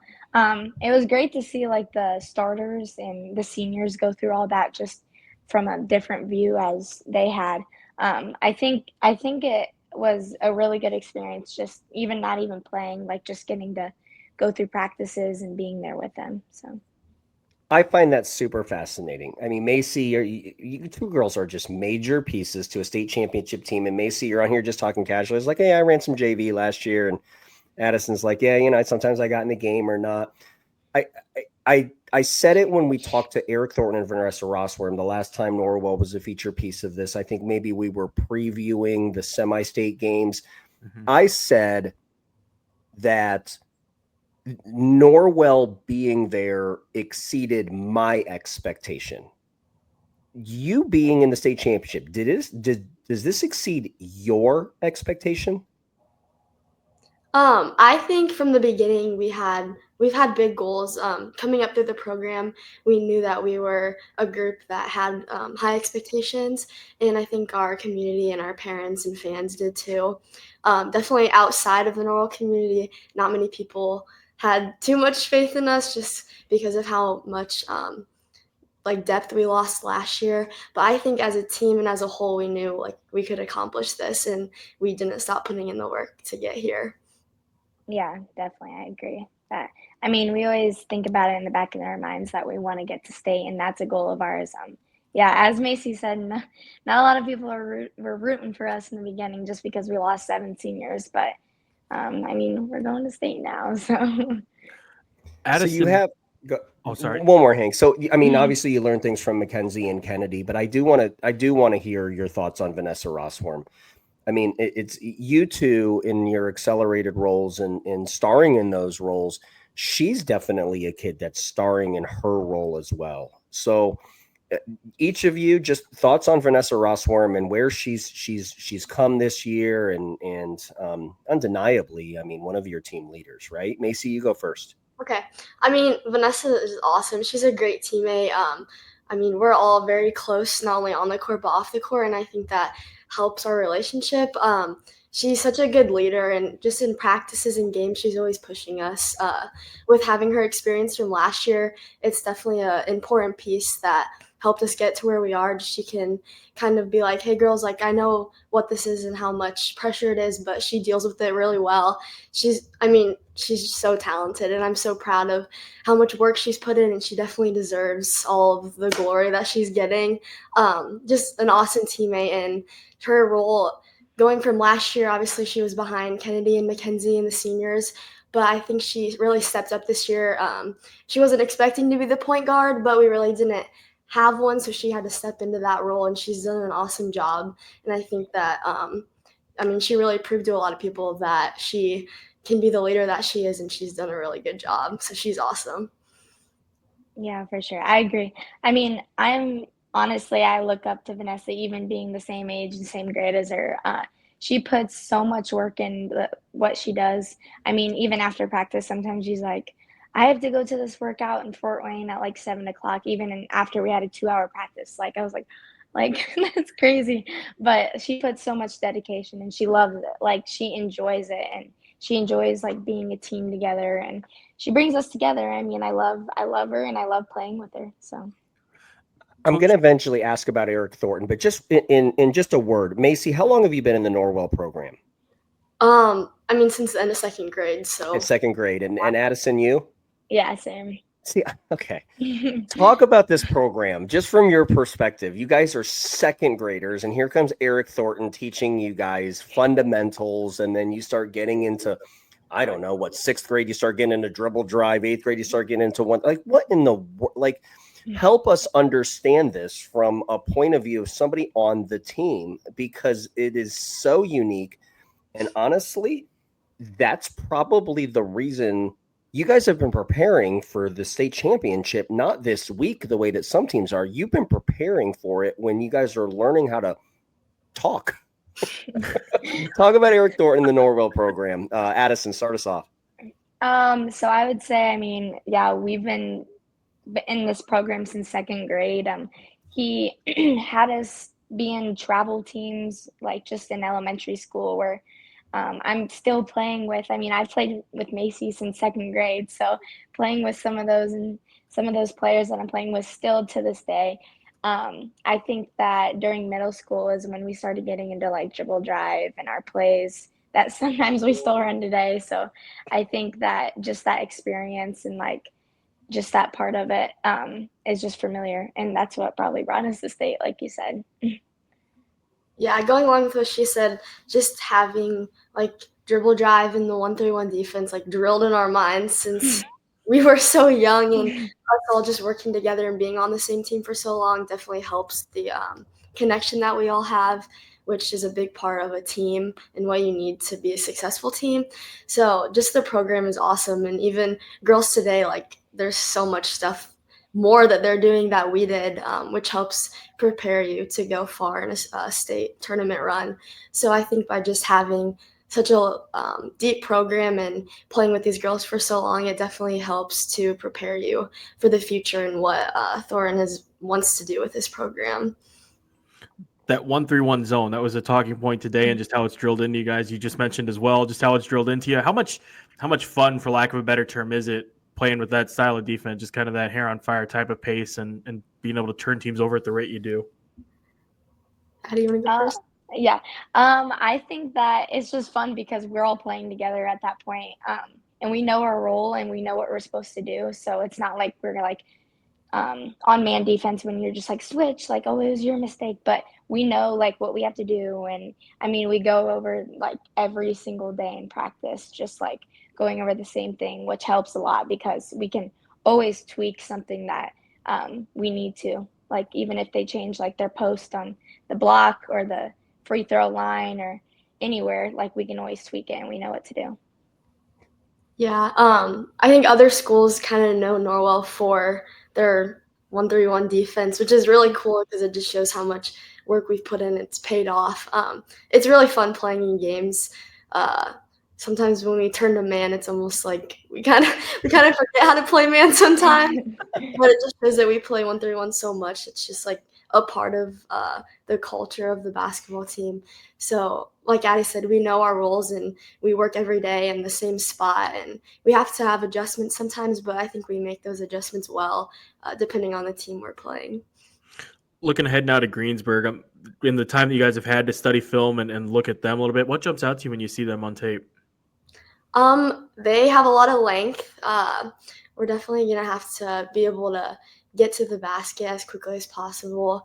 Their man defense is amazing. So just being able to get on the boards and get bodies into them, we're going to really have to use our just athleticness and our quickness for the positive in this game. So, yeah. When we were watching film after practice one day, Thornton was just emphasizing that they're quick in transition. And so we have a fullback, meaning like one person runs back just to stop their like wide open layups or fast breaks, which I think we have to really emphasize the most on, just because we don't want those turnovers leading into scoring. So you guys have played such a gauntlet of a schedule. Is Greensburg comparable to any teams that you've seen so far, like any one in particular, or is it just kind of a conglomeration of teams that you've seen?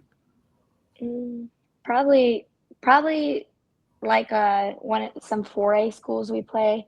Like the tournament we played over winter break.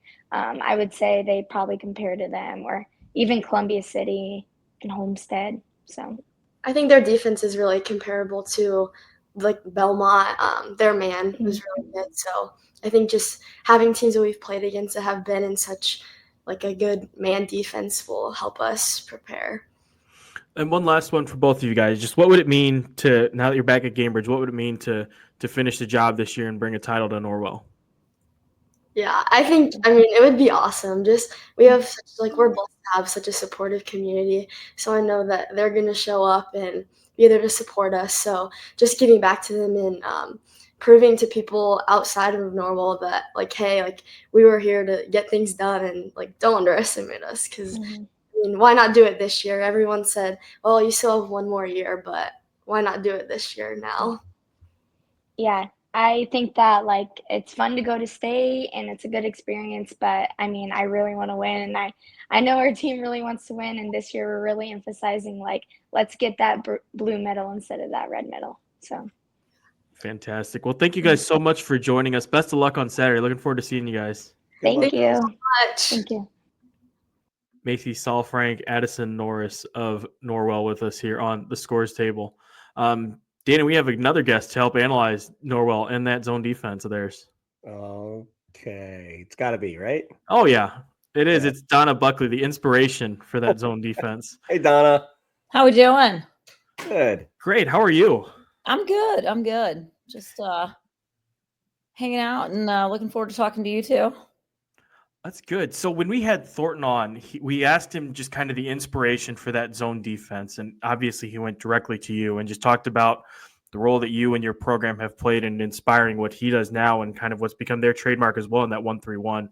Just, I guess, just talk us through the foundation of that thing. And I'll just start broadly with the questioning in that and just tell us about it. Okay. Well, Eric's played a 1-3-1 in the past. So that was something that he has done for a long time. I ran into him. We go way back. My second game ever as a varsity coach was against Norwell. And so like I said, he's awesome. And I've known him for a really long time, but we ran into each other at a clinic that I was doing on our 1-3-1. And we talked about how we run it, make or miss. And that was something that he wasn't doing. So he kind of jumped on that. And I think that's probably the biggest thing that he's changed in the last few years. But yeah, I mean, you got to have athletes that are committed to playing for 32 minutes. That's hard. And he's got those kids and they do it really well. Like I said, I was just looking back at our game. We had 21 turnovers in that game. And, it's coming. It's one of those things you try to prepare for, but they're just so athletic and they do such a nice job of, like I said, mixing up what they do and how they cover. And like I said, it's really similar to what we do. A lot of the same principles. And like I said, they do it extremely well. And if you're not used to that, it's a huge, I think, advantage on game nights to be able to bring that out in 32 minutes, make you have to play basketball and think. Did they make any unique tweaks for you guys this season? Because I remember that was a really close game. It was an overtime game. Did they make any tweaks to find success against this year's group?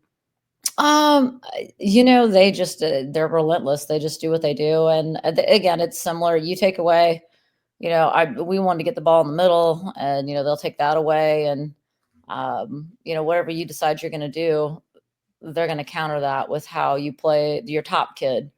If you want, a lot of teams will try and throw that diagonal long pass. And I always love seeing that, honestly. And I'm sure he feels the same way. That's hard to do for 32 minutes. And a lot of teams will come out and throw that. So you let them throw that a few times and then you take that away. And their next move, usually it's kind of a chess game, but your next move is usually to try and draw that wing up and then throw over the top. And then you try and take that away. So we gave them all the looks that, you're going to run against a 1-3-1. They do a great job of countering everything. And it's a really close. In fact, we had them down and kind of out and then they came back and then they had us literally dead to rights. And like I said, we were fortunate to get away with that one in overtime.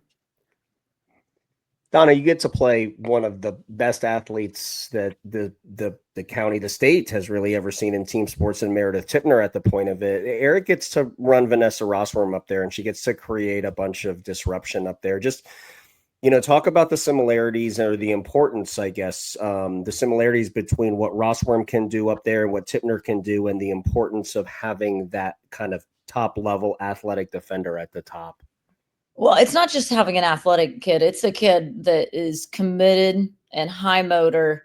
And I mean, it's hard. I don't think people understand. I would love to track, the ground those kids cover. And Rossworm's so good up there. Tipner, those kids, they're long, they anticipate well, they mix it up well. I think that's one of the things that you have to be able to do as a top kid is sometimes you play the pass. Sometimes you have to get up and really pressure the ball and not, let them make a long pass. And you have to, again, as soon as the shot goes up, you got to go find, the ball and get it stopped. And like I said, just to have that discipline every single time to be where you're supposed to be. And then on top of all that, and I think people don't realize in a 1-3-1, your top kid has to be your best rebounder because you rotate away when the shot goes up from usually the wing or the baseline, you rotate to the weak side. And so you got to be able to rebound. And that's usually, you think about rebounding big kids. I mean, Tip's, 5'10", and Rossworm's, maybe 5'9", 5'10", and those two kids rebound extremely well. And you put a ton of pressure on teams, again, if you can rebound now, you've got a guard out in transition and starting offense in Rossworm and Tipner. And that's where I think a 1-3-1 can make those kids, really special.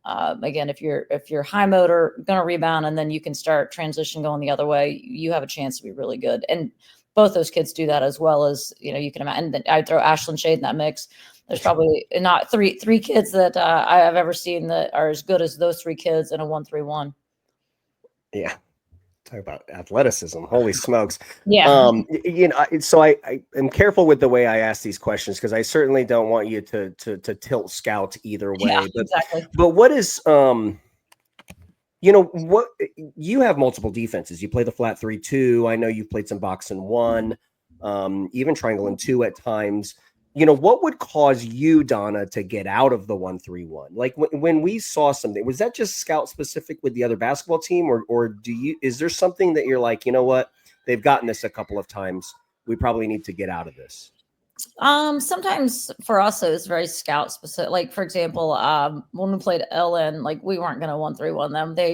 There's no way they're going to throw over the top of us, and we wanted to slow them down. We didn't want any chance of getting them going.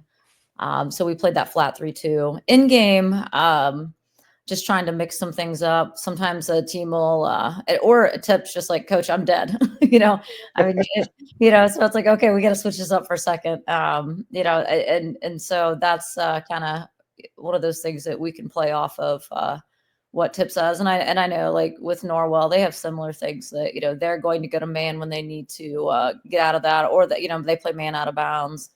Those type of things. But yeah, you kind of do what you do, and you get really good at it. And that's what Norwell is. I mean, their 1-3-1 is really good. I love, like, I use them all the time. Like we play similar opponents. And so I love that I have somebody that I can call and get their film, and it helps me know what, we may see from like a Northrop or Homestead. And, I knew enough after watching them play Homestead that we were not going to play our 1-3-1. We went, flat 3-2 and tried to defend all those shooters.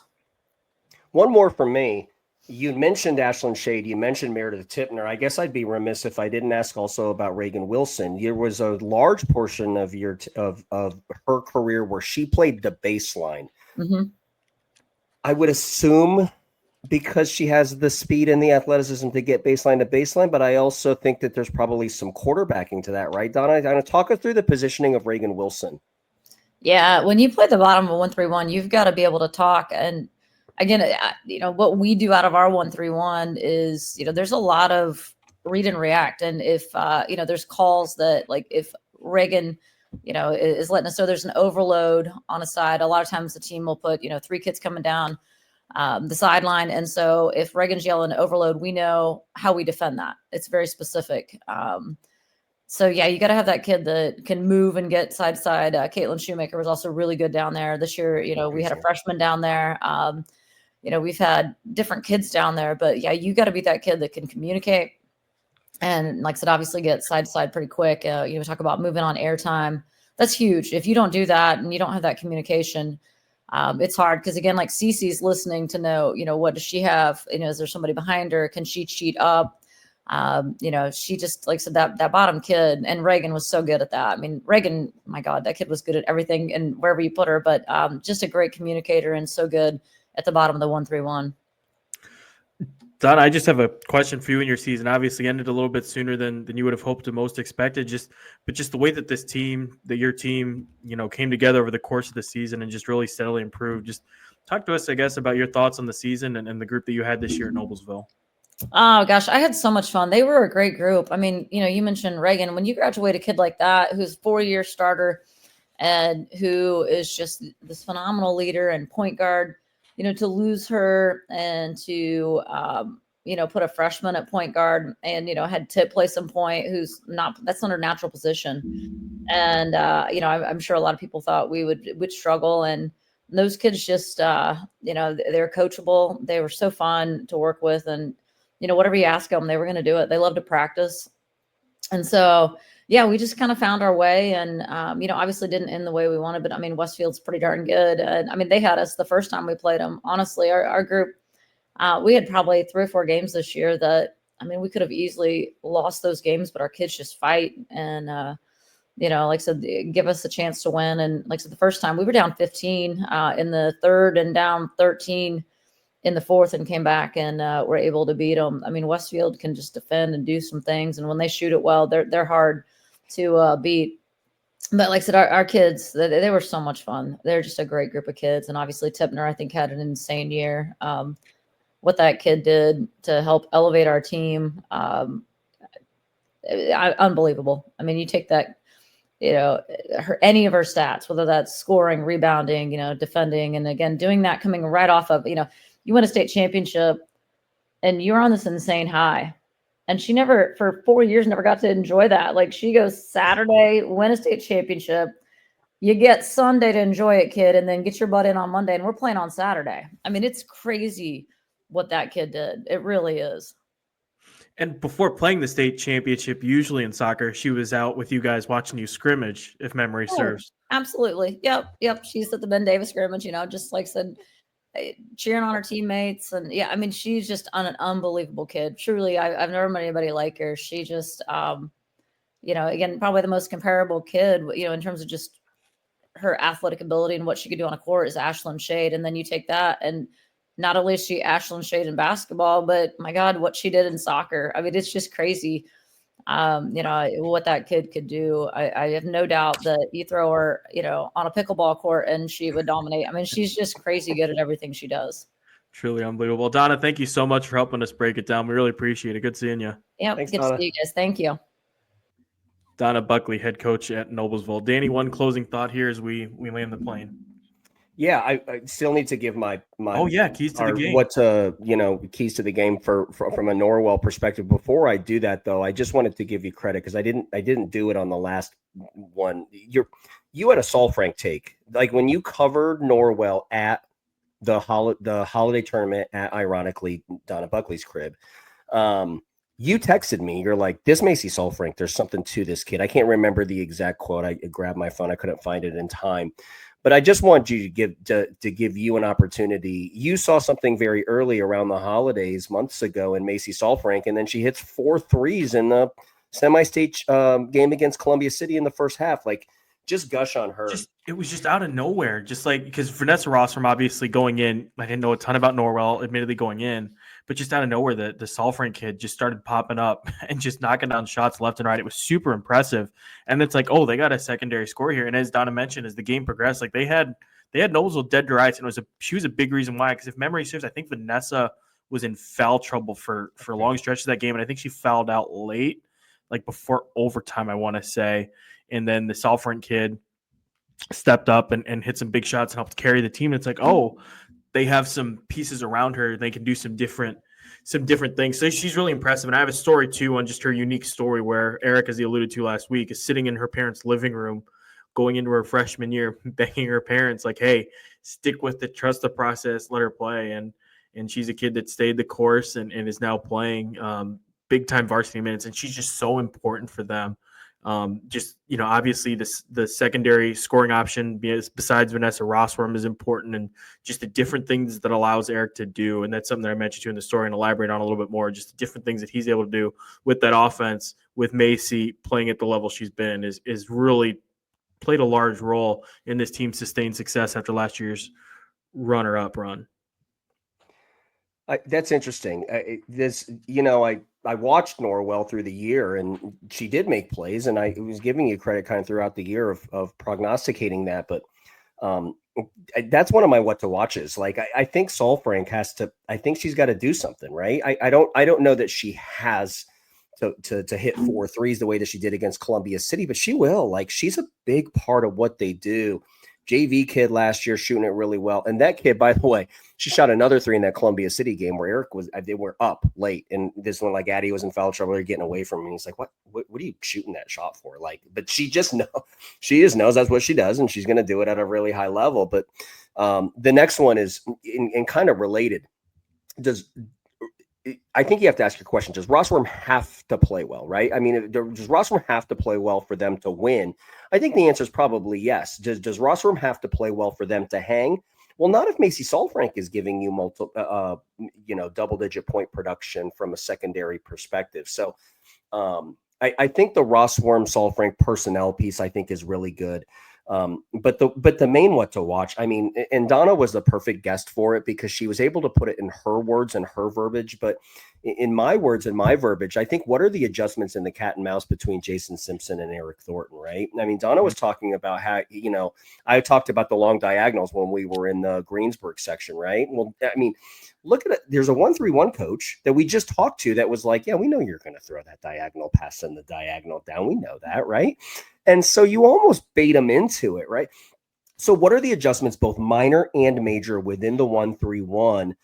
And for those that watched the Columbia City game against Norwell, I talked about it when we did the semi-state with Columbia City. They almost took up line away with that for Addie Baxter. It almost looked like a 2-3, at least to my eyes. So it is definitely a storyline that has some symmetry to last year too. This is my last point.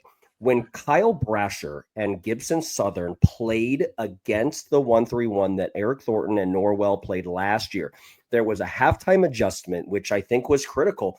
They were attacking with a 3-guard front at the beginning. They came out in a 2-guard front in the second half, threw over the top and dove Page into the center.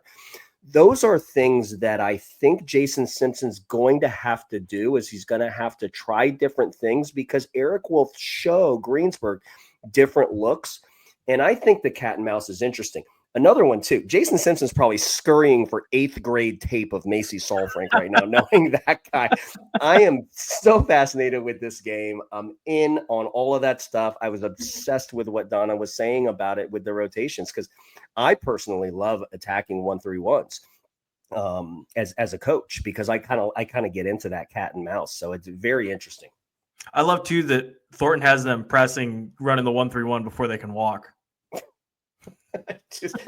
When she said 2nd grade, I was like, you got to be kidding. I had no idea that she was going to say 2nd grade and Addison was going to say 2nd grade. And we were, but it's just true. Norwell's here for a reason. And by the way, they're probably going to be here again next year. And that's something too that Eric talked about with Macie specifically, is like he was able to see, because he's a third-party observer, able to see the potential in that kid and the skills. And Vanessa talked about that too, that Macie didn't even see in herself at the time, and that her coaches, because, as Eric says, it can be difficult to see beyond your own nose when you're in the trenches like that, but they're able to see the potential. And now you're kind of seeing it with that kid specifically, how that all comes together. Danny, that does it. We got it in under 2 hours here. If I can keep this wrap up tight. Really impressive guest list, if I do say so myself. That was a lot of fun. We thank everybody for watching. If this is the last show you watch for the year, don't let it be, first of all. But second of all, thank you so much for watching throughout the season, for all the support. I really appreciate it. Shouts to Danny for doing this. Shouts to Courtney, who was unable to join us for these shows today with some big things going on, but shouts to Courtney too as well. It's been a lot of fun doing this with you guys. And thank you, Hank. You need to have the last word, but when you close it out, the thanks goes to you. All of the work comes in. I just talk into this microphone, man. The work that you have done is, and and all of that. It needs to you get the last word, okay? And you can go full screen for it and get me out of here. But we are just all part of your show, man. Scores Table is Brian Haenchen and Hank. Thank you for everything that you do for Indiana girls basketball, man. It's fun, and honestly, I wouldn't be as enthusiastic about it if the support wasn't there, and the support is certainly there. I mean, the numbers have exceeded our wildest expectations, so that's a testament to you guys, and it means a lot to all of us here and how many people enjoy it. And it's been so much fun getting to shine a light on so many different programs and to talk to so many different people. I think it's expanded all of our knowledges of teams in the state, and it's been so much fun having a chance to showcase all these different people from around the state. But that does it for us. I think we'll have a prediction show, and then it's off to the state championship games for Danny and I. So for Danny, for Courtney, my name is Brian Haenchen. We thank you all so much for watching. We'll talk to you on Sunday.